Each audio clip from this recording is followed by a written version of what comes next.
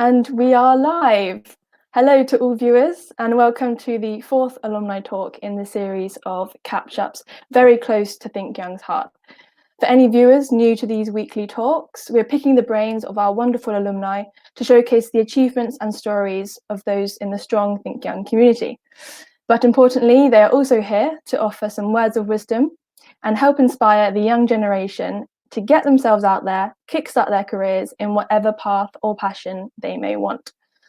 So today I'm your moderator, Betsy Lake, External Relations Assistant at ThinkYoung, and we are joined by a very special guest, alumnus Alessandro Tirapani, postdoctoral researcher in organisation studies at Montpellier Business School and the University of Montpellier. Pleasure to speak with you today, Alessandro. Thank you so much for having me. It's really a pleasure to be back, even though it's virtual. Thank you. So I know ThinkYoung was kind of like your debut, let's say, in Brussels. And so I was interested to start by just asking you how you ended up working for ThinkYoung. Oh, yeah, that's very interesting. So first of all, thank you so much for having me here. As I said, ThinkYoung has been a very interesting experience of my life, not in the British sense, in a very positive sense. And yeah, so basically I ended up in ThinkYoung because after my studies, I applied for a European grant in Italy. And funny enough, originally I was meant to go to Malta. That was basically the partner that was chosen. But then the person managing the grant thought, well, I think your profile fits better if you go to Brussels. It would be better, maybe not weather-wise, but work-wise. So yeah, so basically I started to look online, and a friend of mine told me that there was this thing called the Transparency Register. So I started to look for organizations, and then I saw this organization that had as a goal improve policies for young people. So it was different from all the others, and I thought it was quite interesting, and I thought it was fascinating. So I sent in the application, and yeah, and then I actually had my first interview with Alex Egger that you interviewed some days ago, some weeks ago, and yes, and then I started my adventure. Wow. And I know it'll be tricky to narrow it down, but what was your favorite part or favorite project whilst working with ThinkYoung? And remember that they're most probably watching right now, so answer well. Well, in general, I think that was for me fascinating was actually dealing with the youth policies. I thought in itself it was really interesting and fascinating. The other thing is that I know that it's a bit of a poster sentence of ThinkYoung, but it's true. I mean, from day one, we had the opportunity to actually be present in the parliament or in other setting to speak with partners. So it was really a hands-on experience. And I thought that for me, that was the most amazing thing. I mean, from the very beginning, this opportunity to deal with stakeholders and to other people and to be in the middle of action. Even though the lobbying is probably not the most action you can get in life. But yes, I thought that was definitely fascinating. Well, we did several projects. I think that so we did two projects that I'm very fond of. So one was, the first one was about the skill mismatch. So it was this project of research and interviews and also all the work from by Alessandro Gerosa on videos on the difference between what the skills that the young people have and what is required by the market. So I thought in itself that was fascinating because it really opened the question of what skills do we need in life? Is it only about what the market wants? You know, at the beginning it was a very instrumental view. You know, like the market needs this, the student have this, we need to fix it. But in the end, it was much broader. It was much about how skills change, how young people have passions and interests. And yes, so I think this was definitely, yeah, a crucial part. Yes, Yeah. so we did also another project on the failure fear of failure among the young entrepreneurs. Yeah, I remember that one. Yeah. Yeah. I completely relate to everything you just said. The hands-on experience with ThinkYoung, the chance to get involved, the chance to make a direct impact and positively try and solve problems and improve young people's lives all over the globe is definitely something that attracted me to ThinkYoung as well. And I'm also, one of my favorite projects to do with the skills mismatch with the coding school, where, you know, there's a lack of digital skills suiting the demands of the labor market. So yeah, I completely agree with everything that you were talking about. So following on from this, you know, after your experience and when you left ThinkYoung, what do you think were the key things that you learned and took forward? And do you think that the experience at ThinkYoung actually influenced what you chose to do next? Well, that's quite a broad topic, so I will try to narrow it down. Definitely here there is an element of being a man, so I had a different experience compared to other people, definitely. But something that I took away was a lot of confidence. Meaning that, I was going with some colleagues of mine, for example, Christopher Moore, that at the time was dealing with external relations, and other people, also Alex Egger, just to name someone that can come up. And it was really amazing for me because I was terrified. I was literally terrified when, Andrea or the others said, okay, you need to go to speak with this company or to the commission to pitch this project. I was like, yeah, no, I can't do that, right? And then you realize that actually there is, first of all, a lot of doors are open if you knock, and especially if you are willing to learn.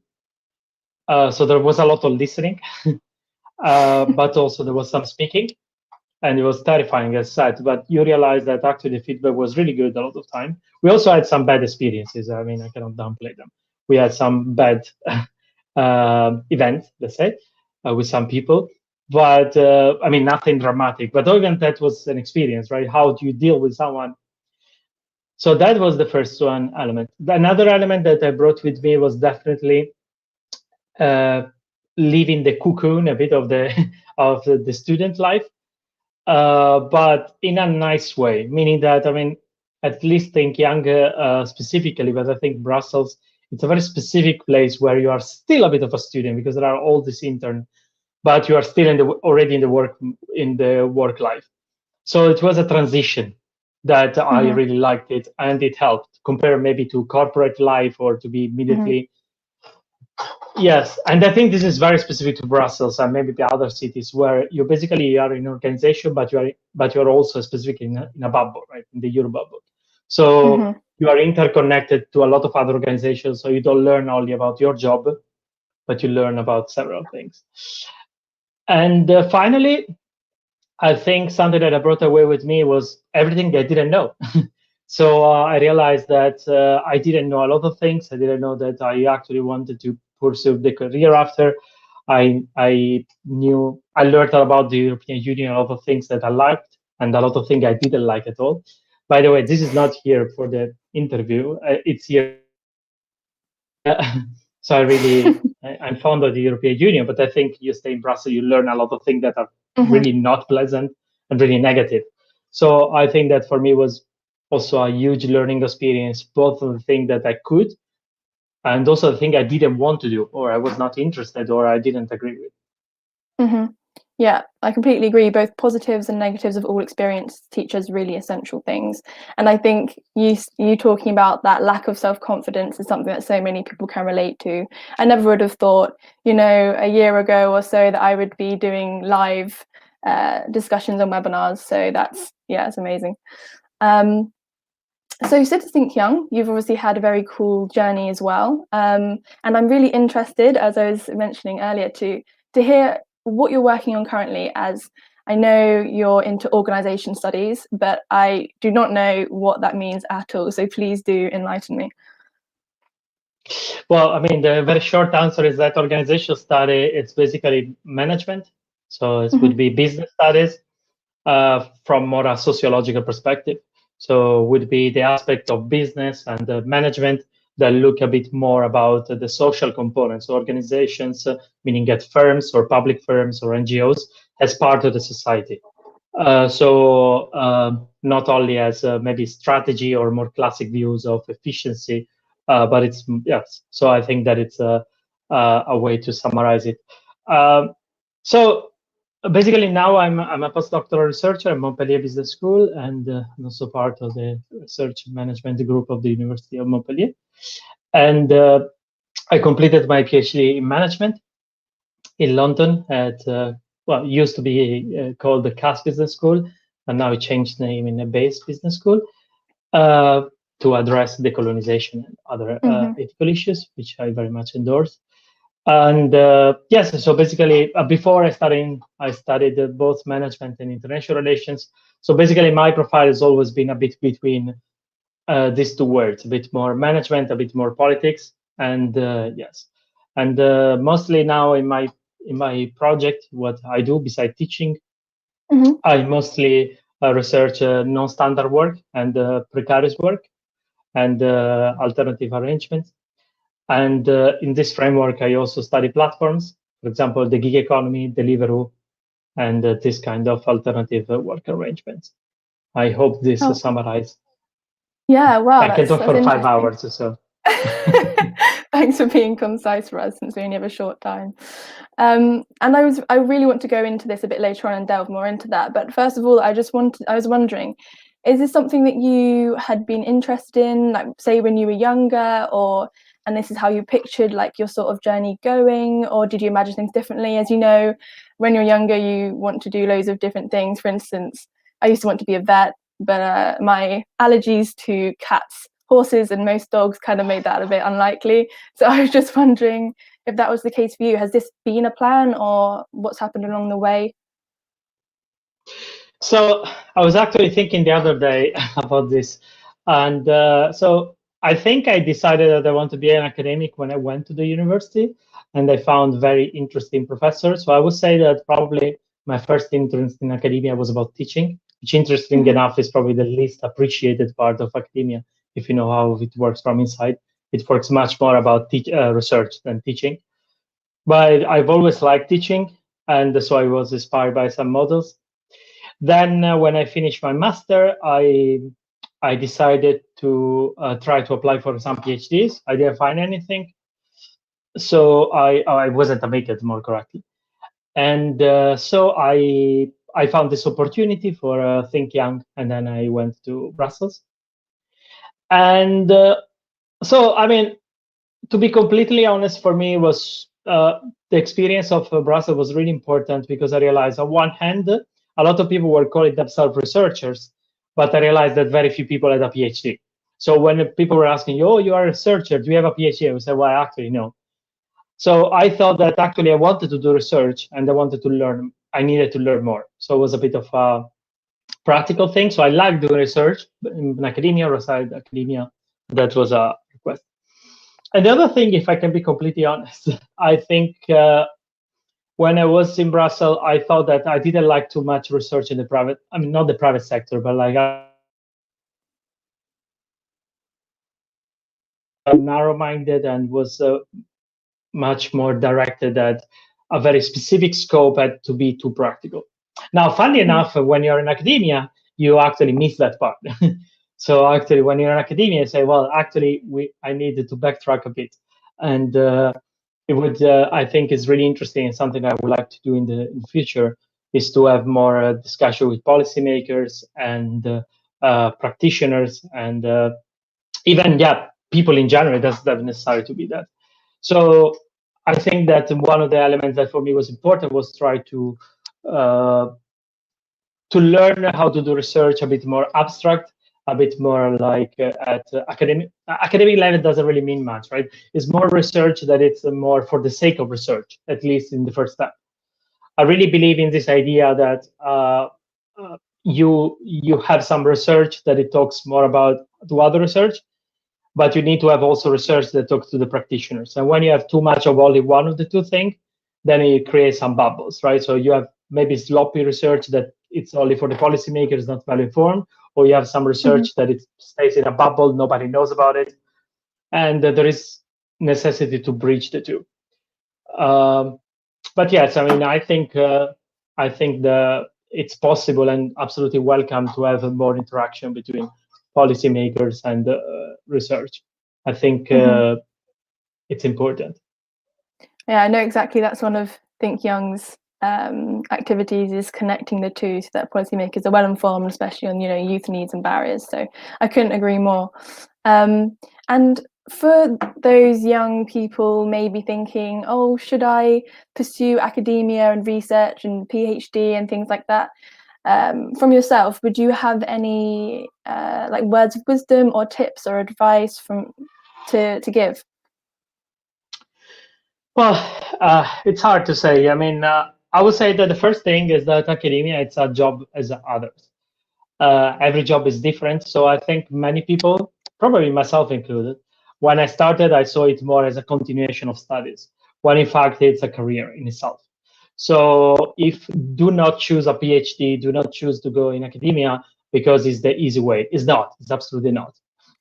Um, it has a lot of drawbacks as many other jobs. So it doesn't get easier, and it's really a hard job market. So I think there are a lot of hurdles.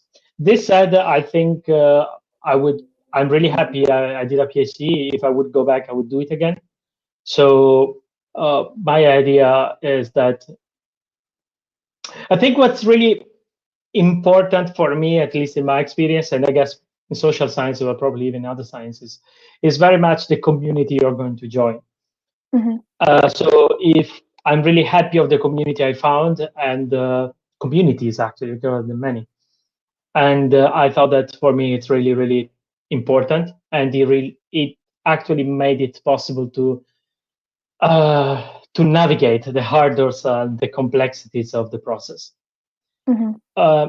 Another thing that for me is really important, and I think is an advice that everybody will give to someone that wants to do a PhD, the supervisor or supervisors are really, really important.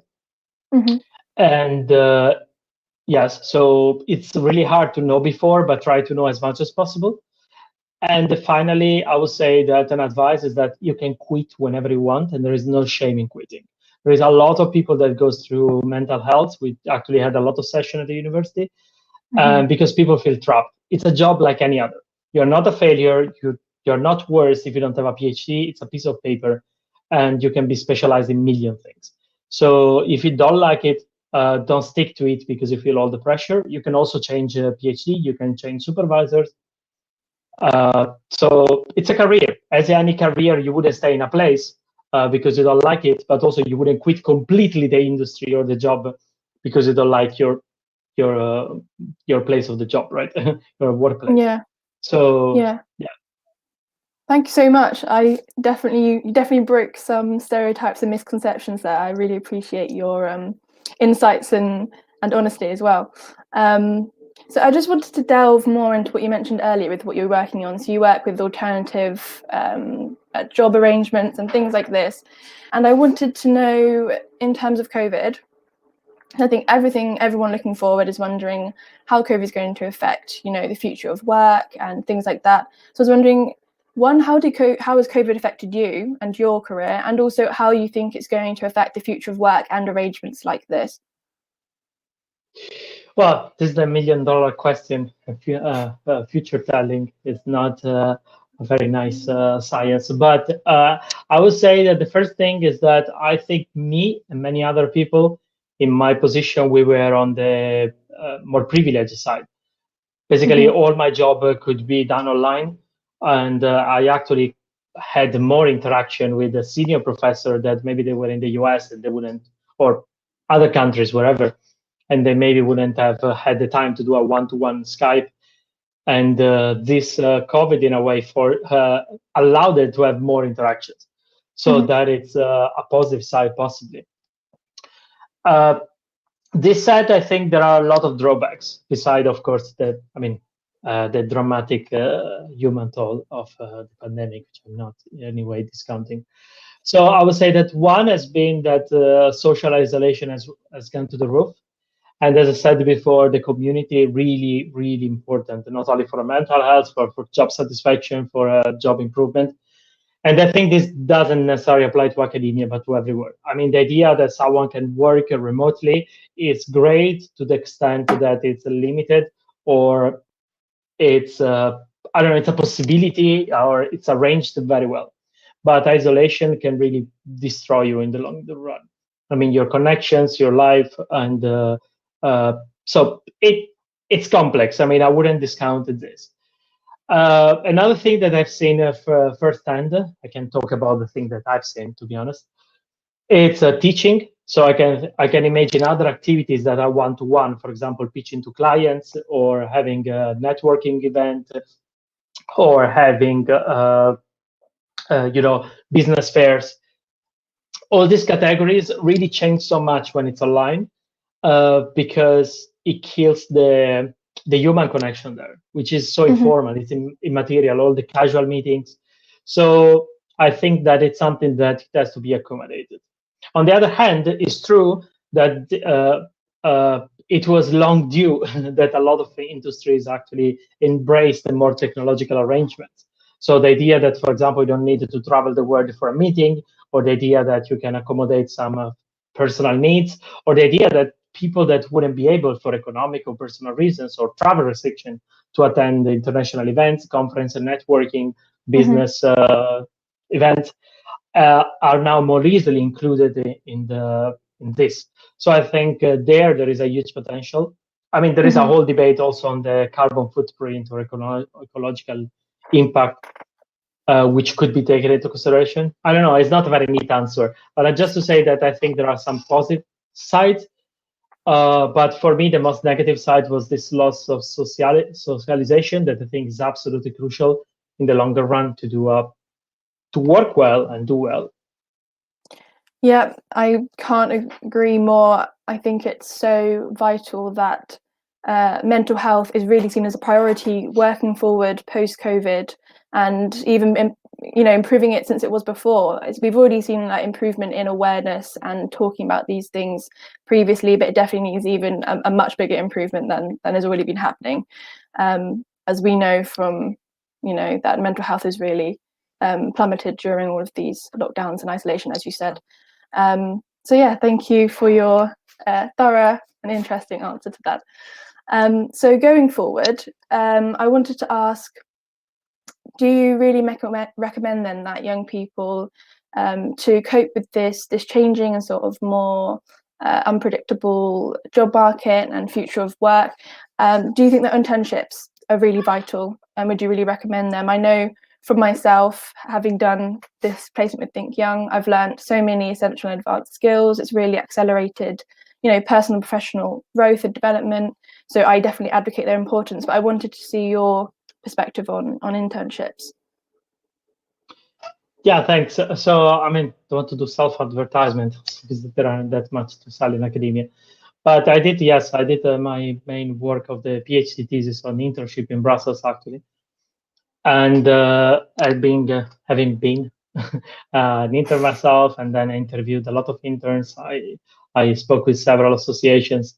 So I think internship are not bad per se. And there are a lot of positive sides. The most important thing, I think, is this idea of going out of the cocoon, of experiencing yourself in the market.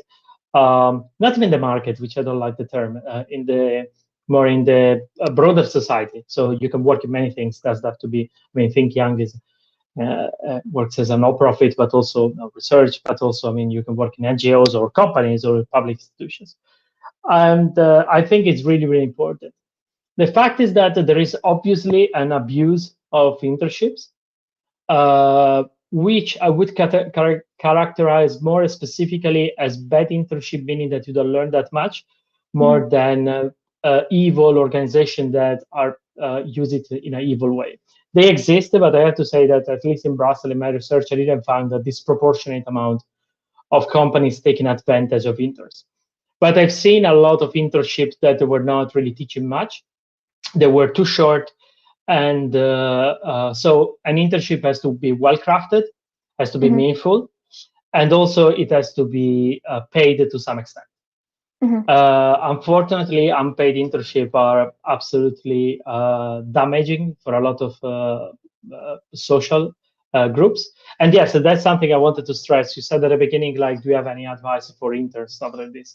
I think it doesn't really mean much, the word, right?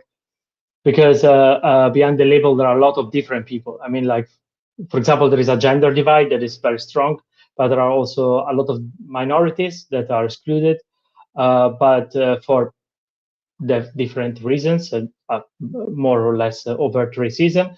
But I think the biggest hurdle there is about the type of capitals that you need, like social capital, economic capital, or other types of social connections and money.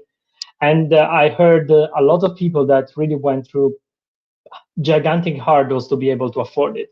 And when you put an internship that is €300 per month, basically what you're saying is that someone else has to pay for it, right? Because I mean, you're not paying it; someone else has to do it. So it has to be the family, it has to be an international organization, it has to be a university. And the fact is that since internships are necessarily in order to enter the job market, especially in Brussels as a specific job market, you're basically saying that some people cannot enter or they have to go through amazing hurdles to do it. When you add to this that some internships are not really learning, or there is so much uncertainty, if you're not going to be renewed, you don't know what's going to happen, you don't know. There is all this pressure, all the time to market yourself, to find the fundings. I know people that work in bar during the night, people living with other 5 or 6 people that had to quit an internship because they couldn't afford it. House, a lot of people do not know, but if you don't have the proper internship agreement, you are not entitled to public health in Belgium. Now, doesn't mean that you cannot go to urgencies, but if you have other conditions, you cannot be treated. Some interns couldn't pay the dentist. They waited 6 months with 3 months with pain. A lot of people rely on families or acquaintances. So I think these are problems that have to be addressed collectively, and they are really a big problem. I mean, a challenge more than a problem in Brussels and above. So in theory, as you said, placements can be amazing for experience into entering the world of work, but there are a lot of improvements to make sure that it's inclusive and that it's actually worthwhile. And I completely agree with you. So I also noticed that you have quite a nomadic fashion in how you like to work and study and live. You've been to Spain, Belgium, UK, obviously Italy, France. So I'm definitely interested in something like that. I love to travel. I love to see different places. That's actually one of the things that appealed to me about ThinkYoung placement, that I'm in Brussels.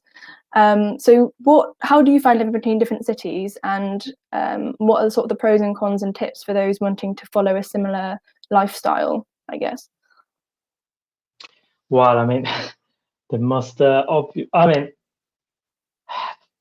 don't know, it's difficult to answer. I mean, definitely, I would say that is something that it came out of my passion, because I knew that I wanted to leave Italy when I finished my studies.